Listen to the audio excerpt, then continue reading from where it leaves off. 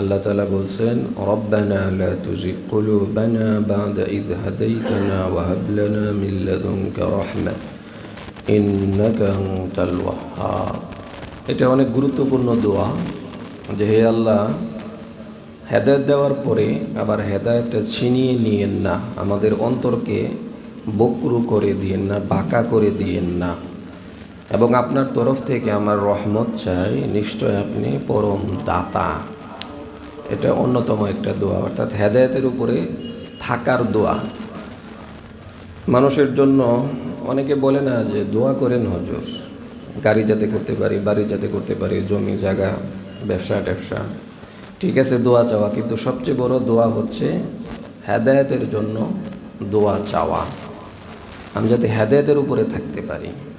হাদিস বলছিলাম যে তাকদীর এরকম একটা বিষয় যে একটা মানুষ ভালো কাজ করতেছে করতেছে করতেছে করতেছে, তার মরণের আর 2 দিন আছে, 1 দিন আছে, এই মুহূর্তে সে এমন খারাপ কাজ করে যেই খারাপ কাজের কারণে সে জাহান্নামী হয়ে যায়। অর্থাৎ আগে হেদায়েত ছিল, কিন্তু যে কোনো কারণে হেদায়েত আল্লাহ ছিনিয়ে নিছেন মরণের আগ দিয়ে। হেদায়েত ছিনিয়ে নেওয়ার কারণে তার জন্য জাহান্নাম। আবার অনেক এরকম আছে যে অনেক গুনাহ করে কিন্তু মরণের আগে দিয়ে ভালো কাজ করছে, তওবা করছে, তো আল্লাহ তাআলা তাকে জাহান্নাম থেকে মুক্তি দিয়ে জান্নাত দিয়ে দিয়েছেন। তো এই জন্য আমাদেরকে আল্লাহ তাআলা হেদায়েত দিয়েছেন, এই হেদায়েত আবার রাখতে হবে। এটার জন্য এই জন্য সবসময় দোয়া করা যে আল্লাহ হেদায়েত দিছেন, দয়া করে ছিনিয়ে নিয়েন না, মরণ পর্যন্ত রাখেন এবং ঈমানের হালতে মৃত্যু দান করেন।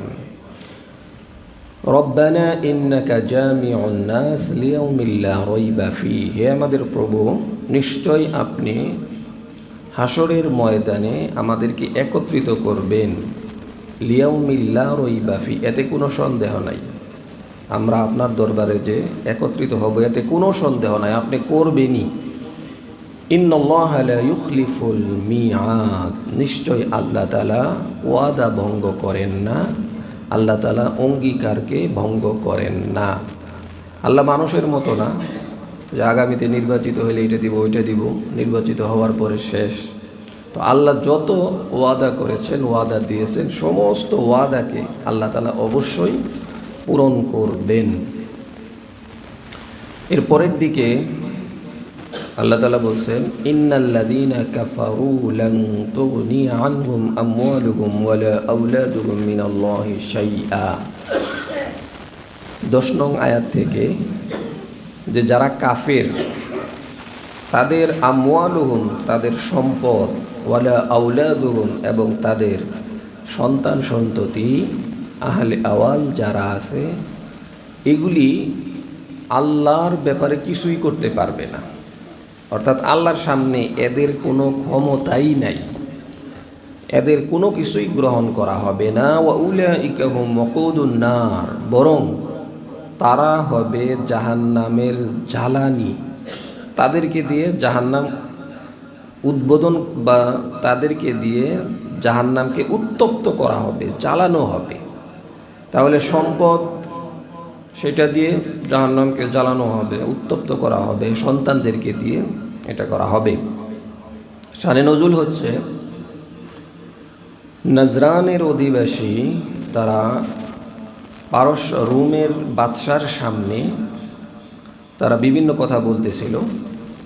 এর মধ্যে রাসূল সাল্লাল্লাহু আলাইহি ওয়াসাল্লাম যে সত্য বলছেন, তার ভাইকে বলল যে রসূল যে সত্য এটা যদি স্বীকার করি তাহলে এই বাদশার পক্ষ থেকে যে সম্পদ পাওয়ার কথা এটা আর পাবো না। ইসলামকে যদি স্বীকার করি, নবীকে যদি মেনে নেই, তাহলে সেই ক্ষেত্রে রোমের বাদশা যে আমাদেরকে উপঢৌক দেবেন, হাদিয়া দেবেন, এটা আর দিবেন না। তো এর থেকে ভালো স্বীকার না করি, কিছু টাকা পয়সা পেলাম, তাহলে ভালোই হইল। তখন এই আয়াত নাজিল হয়েছে যে তোমার সম্পদ এগুলি তোমাকে বাঁচাইতে পারবে না, বরং তোমার সম্পদই হবে জাহান্নামের জ্বালানি। তো এই জন্য এখনও যারা ইসলামকে শুধু মানে না, নেতৃত্ব থাকবে না, দ্বীনকে মানে না, নিজের ক্ষমতা থাকবে না, ইসলামকে দ্বীনকে অ্যাভয়েড করে যে নিজের জায়গা ঠিক থাকবে না, এই জন্য তাদের ব্যাপারে এই কথাই যে ক্ষমতার জন্য টাকা পয়সার জন্য তোমরা যারা ইসলামকে দিন থেকে দূরে থাকতেছো, তোমাদের অবস্থা এরকমই হবে। এই জন্যই আল্লাহ তাআলা কিয়ামত পর্যন্ত এই আয়াত রেখে দিয়েছেন। যদি শুধু নাজরানবাসীদের জন্য নাজিল হইতো তাহলে কোরআন থেকে এই আয়াত উঠিয়ে দেওয়া হইতো, যে না তারা তো চলেই গেছে, আর দরকার কি। নাজরানের মতো আরও হাজারো নাজরানবাসী হবে যাদের জন্য এই আয়াত এখনো পর্যন্ত এবং কিয়ামত পর্যন্ত থাকবে। এবং সেইটাই আল্লাহ তাআলা বলছেন যে কাদাবি আলি ফিরআউন, ফেরাউনের দল, তারা অনেক সম্পদশালী ছিল, অনেক ক্ষমতার মালিক ছিল। ওয়াল্লাযীনা মিন ক্বাবলিহিম, তাদের পূর্ববর্তীদের মতো ফেরাউন, কাযযাবু বিআয়াতিনা, আমার নিদর্শনকে অস্বীকার করছে। ফেরাউন এবং তাদের পূর্বে যারা ছিল তারা অনেকেই আমার নিদর্শন, আমার আয়াতকে অস্বীকার করেছে, যার কারণে ফাআখাযাহুমুল্লাহু বিযুনুবিহিম, আমি তাদেরকে পাকড়াও করেছি, তাদের আমার আযাবের মাধ্যমে তাদেরকে পাকড়াও করেছি তাদের এই অমান্যতার কারণে, অর্থাৎ আমার আয়াতকে যে অস্বীকার করছে, মিথ্যা সাব্যস্ত করছে, যার কারণে আমি তাদেরকে আমার আযাবের দ্বারা তাদেরকে গ্রেফতার করেছি। আল্লাহু শাদীদুল ইকাব, নিশ্চয় আল্লাহ তাআলা কঠোর শাস্তিদাতা। শাদীদ মানে কঠোর, শাস্তিদাতা, ইকাব কঠোর শাস্তিদাতা। তো এইটাই আল্লাহ তাআলা বলতেছেন যে নাজরানবাসী তারা নবীকে স্বীকার করে নাই, ক্ষমতা চলে যাবে, উপটোকন পাবে না, টাকা পয়সা পাবে না, দুনিয়ার দিক দিয়ে লাভবান হইতে পারবে না, যার কারণে ইসলামকে স্বীকার করে নাই। তো যারা ইসলামকে স্বীকার করে নাই নিজের ক্ষমতার জন্য, এর মধ্যে ফেরাউন আছে এবং তাদের পূর্ববর্তী যারা আছে। ফেরাউনের অনেক টাকা পয়সা ছিল, ক্ষমতা ছিল, 500 বছর ক্ষমতায় ছিল, এরপরেও তার ক্ষমতা তাকে বাঁচাইতে পারে নাই। টাকা পয়সা, লোক বল, জনবল তাকে বাঁচাইতে পারে নাই। মানুষের লোকবল কেন? মানুষের লোকবল এই জন্যই যে বিপদে পড়লে সে লোকবলের সম্মুখীন হবে, যে আরে আমার 1 লক্ষ নেতাকর্মী আছে, কোনো সমস্যা নাই, আমার এত এত ব্যাংক ব্যালেন্স আছে, বিপদে পড়লে কোনো সমস্যা নাই। তো এই জন্যে আল্লাহ তাআলা ওইটাকেই আগে উধাও করছেন যে এগুলি কোনো বিষয়ই না আল্লাহর কাছে। বলছেন আউলাদুহুম আমওয়ালুহুম ওয়ালা আউলাদুহুম মিনাল্লাহি শাইআ, এগুলির মাধ্যমে আল্লাহর সাথে আল্লাহর কাছে কোনো মাফ পাওয়া যাবে না, বরং এগুলি হবে ইন্ধন, এগুলি হবে জ্বালানি। এর পরের দিকে কুল লিল্লাযীনা কাফারু সাতুগলাবুনা ওয়া তুহশারুনা ইলা জাহান্নাম ওয়া বিসাল মিহাদ। হে রাসূল, আপনি বলেন, কি বলবেন?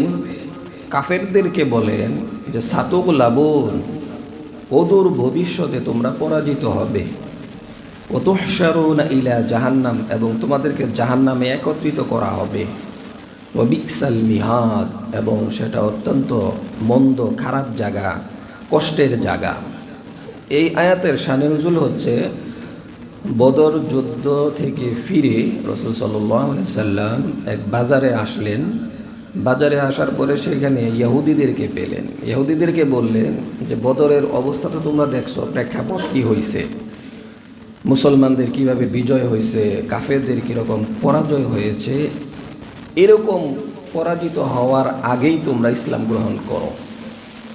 তখন কাফেররা বলল, আরে বদরে যারা কাফের ছিল এরা তো মূর্খ ছিল, এরা তো যুদ্ধের কৌশল জানতো না, তো আমরা তাদের থেকে সংখ্যায়ও বেশি, যুদ্ধের কৌশলও অনেক বেশি জানি, যার কারণে আমাদেরকে হে রাসূল আপনি ভয় দেখায়েন না, আমরা পারবো।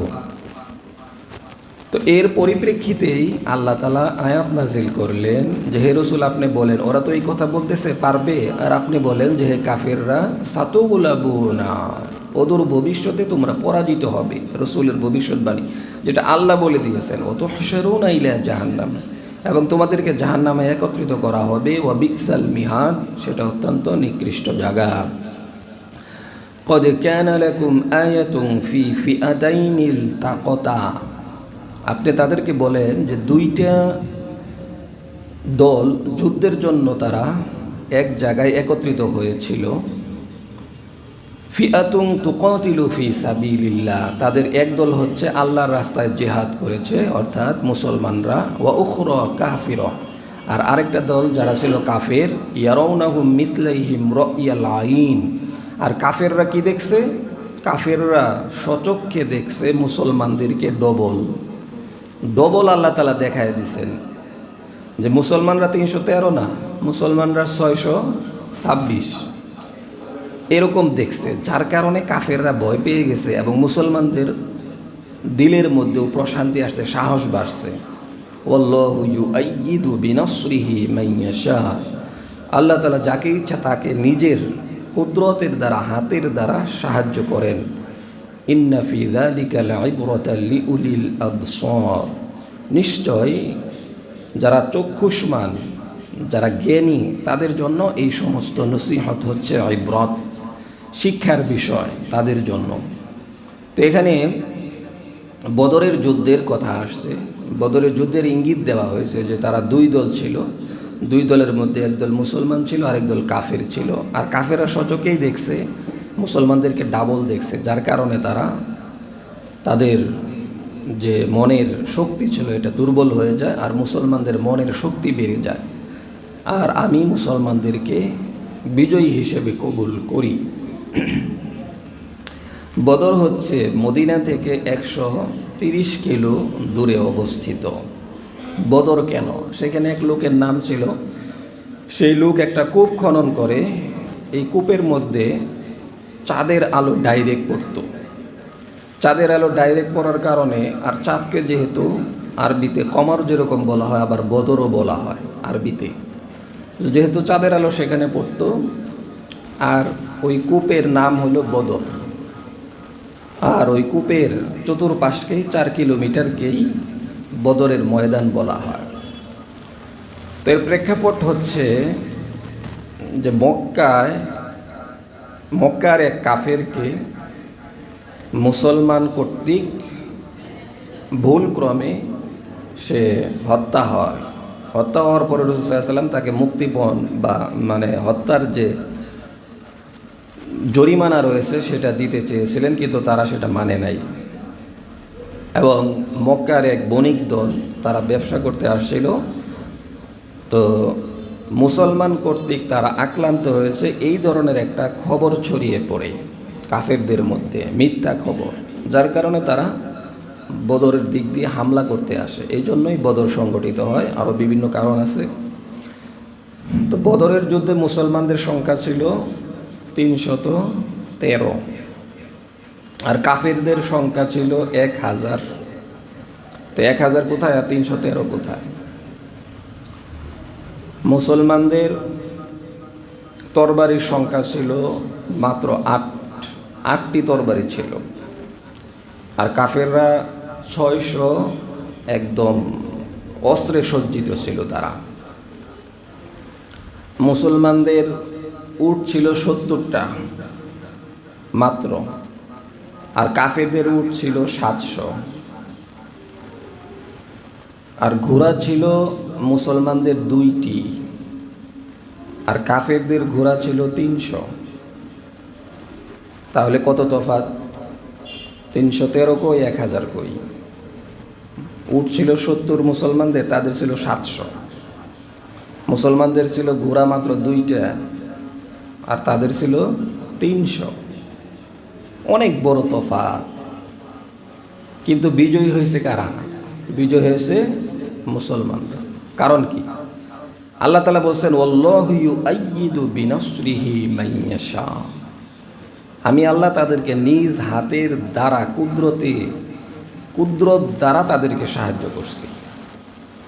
আল্লাহ তখন সাহায্য করছেন, এখন কি সাহায্য অফ? এখন তো সাহায্য কি না? অফ না, নাকি অফ? অফ অফ না, এই সাহায্য চালু আছে। কিন্তু বদরে যেরকম মুসলমানরা ইমানের শক্তিতে বলিয়ান হয়ে মাত্র 313 জন 1000-এর মোকাবেলায় মাত্র 8টি তরবারি আর 70টি উট আর 2টি ঘোড়া নিয়ে নামছেন, এত বিশাল জনপদ, বিশাল অস্ত্রসজ্জের মোকাবেলায় ওই ইমান নিয়ে যদি আজকেও মুসলমানরা নামে, তাহলে পারমাণবিক এটা সেটা এগুলি আসলে কিছুই না। কারণ সাহায্য করবেন কে? আল্লাহ, কিন্তু সেই ঈমানই তো নাই মুসলমানদের, সেই চেষ্টাই নাই। আর আল্লাহ তাআলার সাহায্য কখন আসবে? আল্লাহ তাআলার সাহায্য তখন আসবে যখন মুসলমানরা ঈমানের শক্তিতে বলীয়ান হবে, চেষ্টায় নামবে, তখন আল্লাহ তাআলা সাহায্য করবেন। বদরে 313 জন আসার দরকার কি ছিল? যে আল্লাহ, আমরা তো লোকবল অনেক কম, মাত্র 313, তারা 1000, ঘোড়া নাই, তরবারি নাই, অস্ত্র নাই, কিচ্ছু নাই। তারা যেহেতু 1000, আপনি বিজয় দিয়ে দেন, আমরা ঘরের মধ্যেই আছি, দোয়া করতেছি, আল্লাহ আল্লাহ করতেছি, সুবহান আল্লাহ, আলহামদুলিল্লাহ, আল্লাহু আকবার পড়তেছি, আপনি বিজয় দিয়ে দেন, একটা ঝড় দিয়ে কাফেরদেরকে ওখান থেকে সরায় দেন। এগুলি হয়েছে? এগুলি তো হয় না, এগুলি হবে না, এবং এখনও হবে না। আমি আর আপনি ঘরে বসে থাকবো আর দোয়া করব, আর আল্লাহ তাআলা কাফেরদেরকে, আমেরিকাকে শেষ করে দিবেন, ব্রিটেনকে শেষ করে দিবেন, ইহুদিদেরকে শেষ করে দিবেন। এই রকম অবস্থা আগেও আল্লাহ করেন নাই, এখনও করতেছেন না, কিয়ামত পর্যন্ত করবেন না। কারণ এটাই যদি হয় তাহলে তো আর আমগর প্রয়োজন পড়ে না। তাহলে আমরা পরীক্ষায় কেমনে আছি? এটা তো পরীক্ষার হলে আমরা আছি, আমরা কতটুকু চেষ্টা করব কি করব না। আল্লাহ তো এমনি সবই পারেন। তো এই জন্য আমাদেরকে চেষ্টা করতে হবে অবশ্যই আল্লাহর রাস্তায়, যে আমি আল্লাহর রাস্তায় কতটুকু কদম ফেলছি, কি করতেছি, সেই অনুযায়ী আল্লাহ তাআলা আমাদেরকে সহযোগিতা করবেন। এবং আয়াতের মধ্যে আসছে, কাফেরদের চোখে আল্লাহ তাআলা মুসলমানদেরকে ডবল দেখাইছেন। যে দেখো, মুসলমানরা 313 না, মুসলমানরা 626। তো 626 আর 1000, তাহলে মোটামুটি এখন একটা কি আছে, ব্যালেন্সে আসছে, অর্ধেকের বেশি আছে। 313 তো কম দেখা যায়। তো আল্লাহ তাআলা এটা তাদের চোখে দেখাইছেন।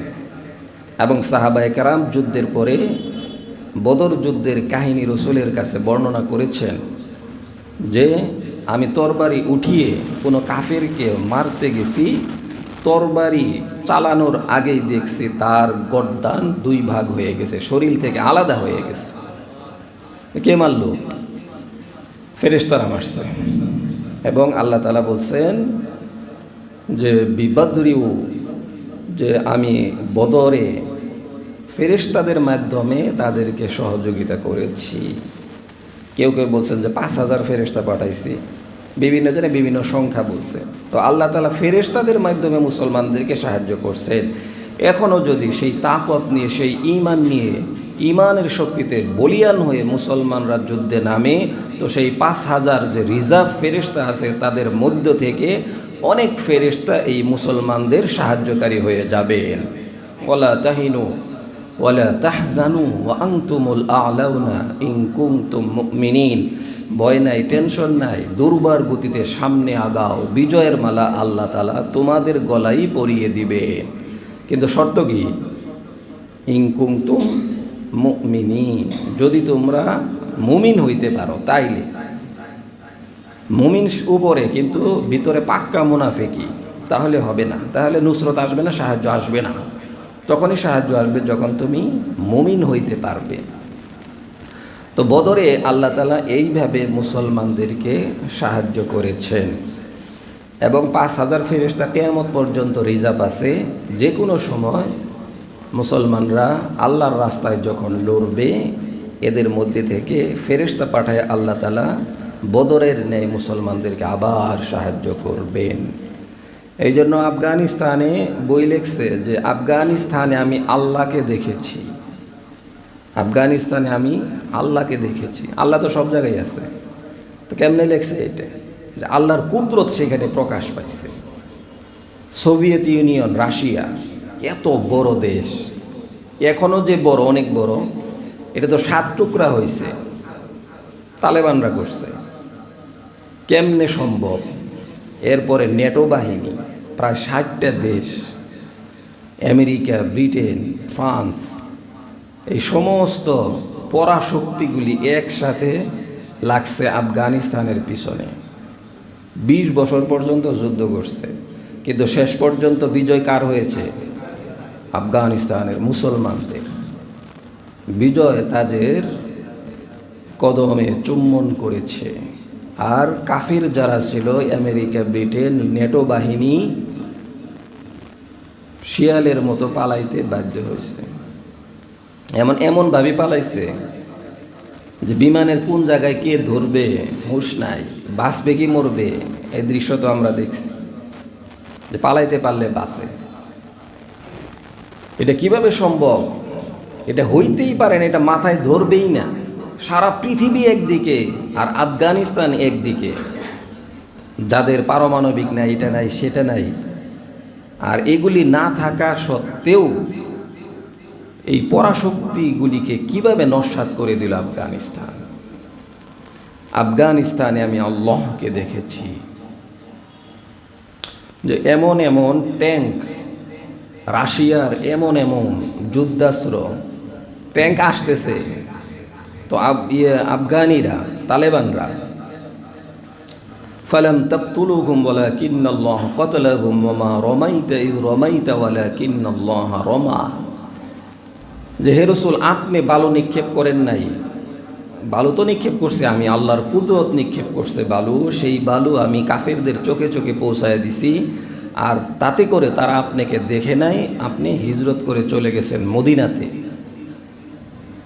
তো আফগানিস্তানিরা, তালেবানরা শাহাতিল ফু অর্থাৎ হাতের মধ্যে বালু নিয়ে ট্যাঙ্কের দিকে ছুঁড়ে মারছেন, সাথে সাথে ট্যাঙ্ক ব্রাস্ট হয়ে পুরে সাই হয়ে গেছে। এরপরেই বই লেখা হয়েছে যে আমি আফগানিস্তানে আল্লাহকে দেখেছি। তো আল্লাহর কুদরত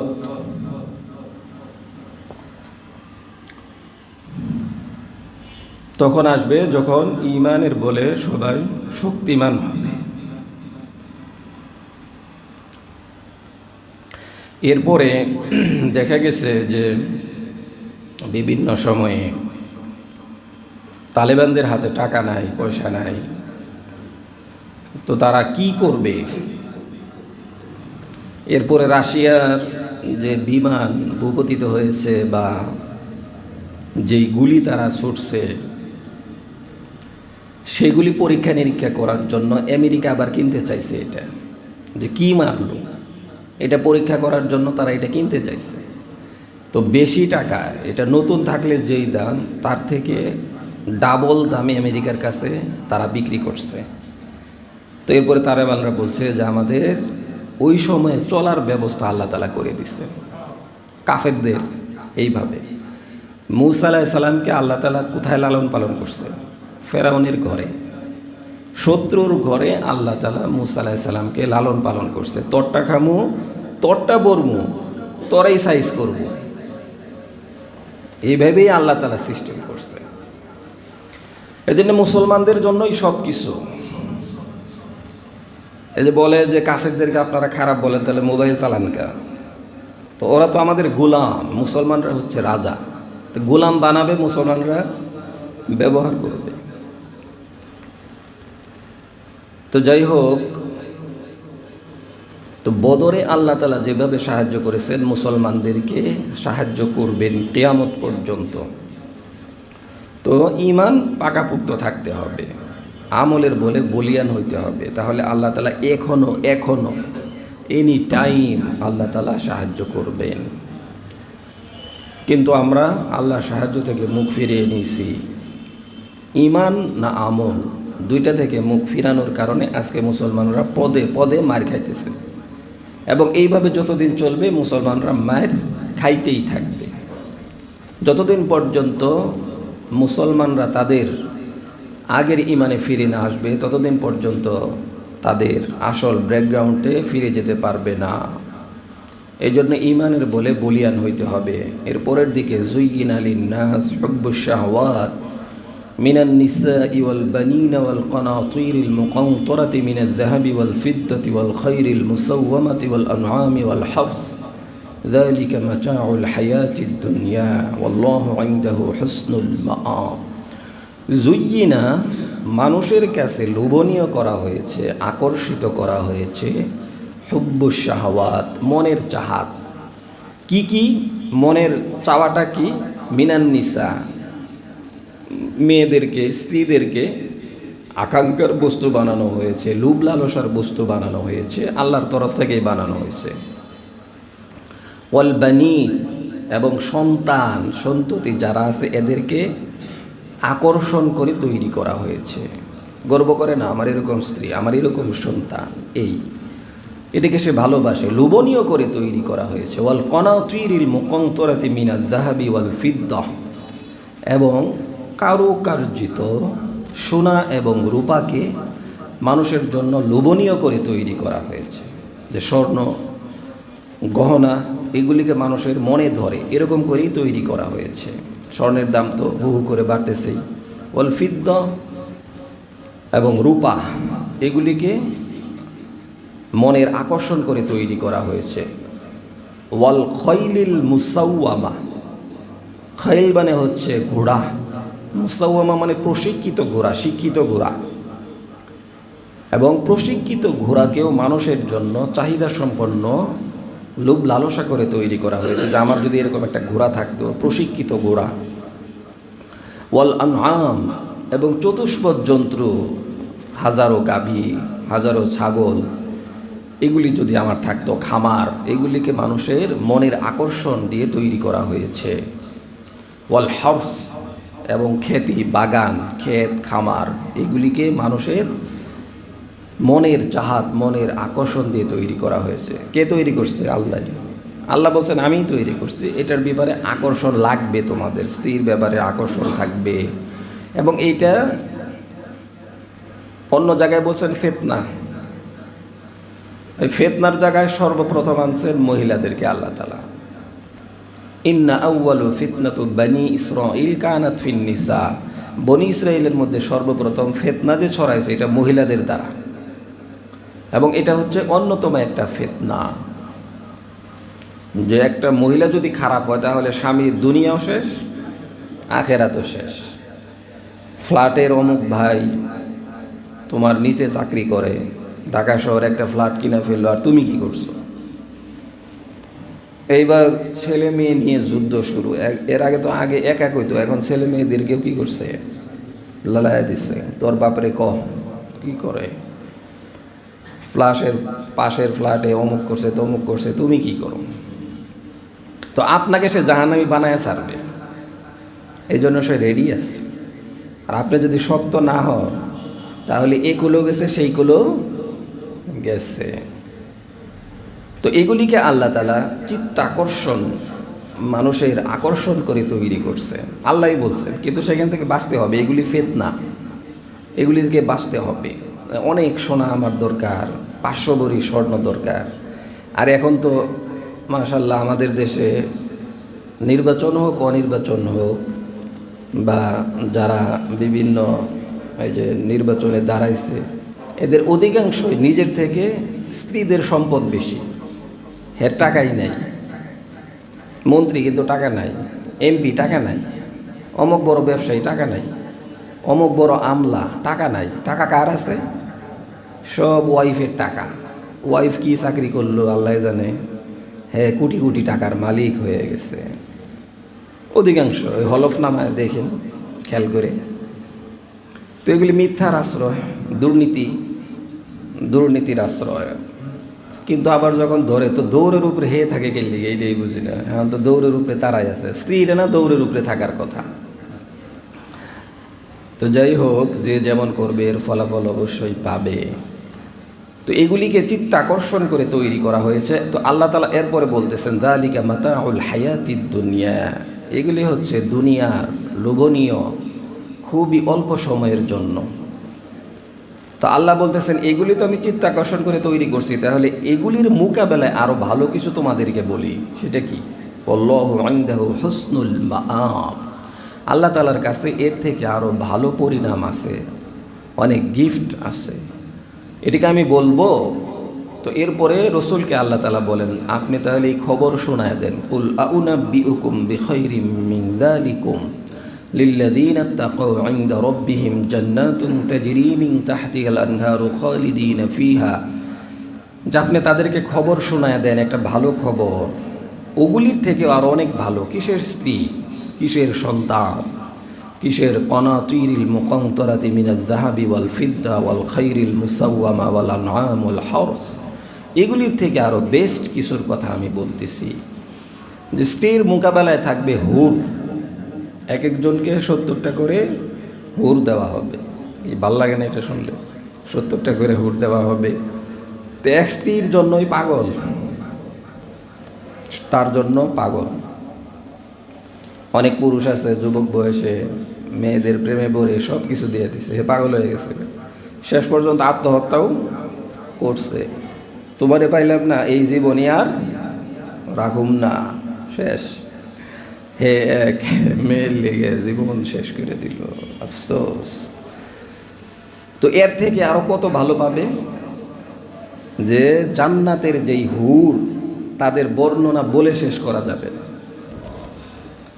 তারা যদি থুতু ফেলে, দুনিয়াতে যদি থুতু ফেলে, তাহলে সমুদ্রের পানি মিষ্টি হয়ে যাবে। এই লবণাক্ত পানি কি হয়ে যাবে? মিষ্টি হয়ে যাবে। আর বর্তমানে স্ত্রীরা থুতু ফেললে কি হবে? কয় যে তুমি এই গ্লাসের এই সাইড দেখাইছো, তাহলে পাল্টাও। এদের থুতু না, তারপরে হলো এই অবস্থা। আর সমুদ্রের পানি মিষ্ট হয়ে যাবে। আর সেই হুরেরা 70 আইটেমের কাপড় পরিধান করবে, 70 পাল্লা। এরপরে তাদের শরীর দেখা যাবে, শরীরের ভিতর থেকে তাদের শরীরের রগ রেশা দেখা যাবে, শরীরের রগ রেশার ভিতরে রক্ত কেমনে চলতেছে সেইটাও দেখা যাবে। তাহলে কেমন সুন্দরী এরা, কেমন উজ্জ্বল হবে। এগুলি পাইতে মন চায়, পাইতে মন চাইলে কষ্ট করতে হবে, অনেক কষ্ট করতে হবে। তাহলে এক মহিলাকে পাওয়ার জন্য যদি জীবন দিয়ে দেয়, তাহলে এদেরকে পাওয়ার জন্য কি দেওয়া দরকার? সমস্যা হয়েছে এটা হলো নগদ, ওইটা হলো একটু একটু বাকি, এইটাই হচ্ছে সমস্যা আর কি। কিন্তু আমি ডাক্তার হবো, এটাও তো বাকি। তো এইটা তো ঠিকই চেষ্টা চলতেছে। এতদিন পরে এই ফ্ল্যাটটা পাবো, এখানে এখনো পানি আছে, কিন্তু চেষ্টা চলতেছে। তো এত সুন্দর হুরদেরকে দেয়া হবে। এরপরে বালক বালিকা থাকবে চাকর গোলাম হিসেবে। তো তাসলিমা নাসরিন আবার এই কথা বলছে যে এই হুর দিয়ে কি হবে আর কি। শর্টকাটে বলি, তাসলিমা নাসরিন তো নাস্তিক, সে বই লিখছে, 93 সালে সে ভারত পালাইছে। তো সে বই লিখছে, তার বইয়ের মধ্যে লিখছে যে তার মাকে একদিন দেখছে যে সে তাহাজ্জুদ পড়ে। তো মাকে জিজ্ঞেস করছে তাহাজ্জুদ পড়ো কেন? তো মা বললো যে জান্নাতে যাবো। তো জান্নাতে যাইবে? জান্নাত তো তোমার সতীনের ঘর, কারণ তোমার স্বামী যদি জান্নাতে যায়, তুমিও যদি জান্নাতে যাও, তাহলে তুমি হবা হেড স্ত্রী, আর সাথে থাকবো তোমার 70 জন সতীন। হুরদেরকে সতীন বানাইছে আর কি। তাহলে সতীনের ঘর করবার লেগে নামাজ পড়তেছ, এটা কোনো হইল? এর যুক্তি ঠিক আছে? তো সতীনের ঘর করবার লেগে নামাজ পড়তে হইব রাত যাইয়ে, এটা কেমন কথা? যে সতীন ওইখানে হুরদের চাওয়াই হবে, এবং দুনিয়ার স্ত্রী যারা হবে তাদের চাহিদা এটাই হবে যে আমাদের স্বামী থাকবে এক, কিন্তু আমরা থাকবো অনেক।